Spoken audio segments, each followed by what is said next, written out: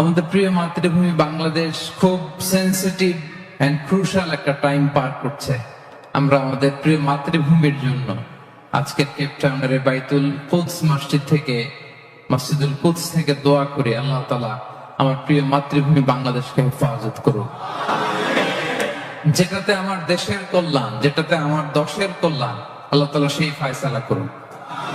গোটা বিশ্বের কোন প্রান্তে, কোন জনপদে, কোন এলাকায় কোন মুসলিম ভাইয়ের যদি কষ্ট হয়, সেটা আমাদের হৃদয়ে যেয়ে লাগে, ঠিক কিনা বলেন?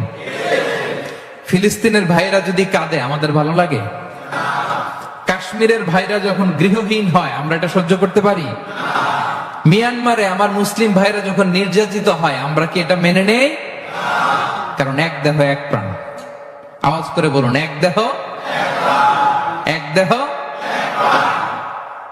এটা মনে রাখতে হবে, আমরা এক দেহ এক প্রাণ।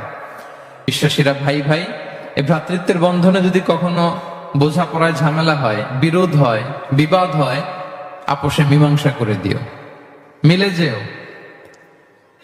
আর ওয়াত্তাকুল্লাহ, আল্লাহকে ভয় করো, লাআল্লাকুম তুরহামুন, তাহলে তোমরা অনুগ্রহ প্রাপ্ত হবে।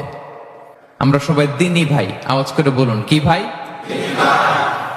এবং আমাদের দৃষ্টান্ত দিয়েছেন বিষ্ণু ইসলাম, তিনি বলেছেন তোমরা সবাই দ্বীনি ভাইয়েরা সবাই মিলে এক দেহ এক প্রাণ। আওয়াজ করে বলুন, এক দেহ এক প্রাণ। শুধু মুখ দিয়ে বললেই হবে না, ফিল করতে হবে। আমরা সবাই এক দেহ এক প্রাণ। বিষ্ণুই বলেন মাসালুল মুমিন, মুমিনদের ভালোবাসার সম্পর্ক, এটা দৃষ্টান্ত হচ্ছে পারস্পরিক ভালোবাসার সম্পর্ক হচ্ছে কামাসালিল জাসাদ, এটা একটা দেহের মতো। আমরা সবাই মিলে এক দেহ। দেহের কোন অঙ্গ যদি ইনজুর্ড হয়, সারা দেহ যেমনি কষ্ট পায়, বিশ্বের কোথাও আমার কোন দ্বীনি ভাই যদি কষ্ট পায়, আমাদের প্রত্যেকের হৃদয়ে রক্তক্ষরণ ঘটে। চিল্লায় বলেন ঠিক কিনা?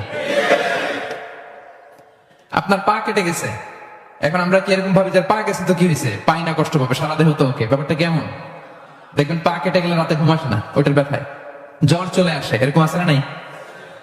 এই জন্য বিষ্ণু ইসলাম বলেছেন মাসালুল জাসাদ, একটা দেহ, দেহের এক অঙ্গ ইনজুর্ড হলে যেমনি সারা দেহ কষ্ট পায়, পুরো দেহটা রাত জেগে থাকে, জ্বর এসে যায়, তেমনি গোটা বিশ্বের কোন প্রান্তে, কোন জনপদে, কোন এলাকায় কোন মুসলিম ভাইয়ের যদি কষ্ট হয়, সেটা আমাদের হৃদয়ে যেয়ে লাগে, ঠিক কিনা বলেন?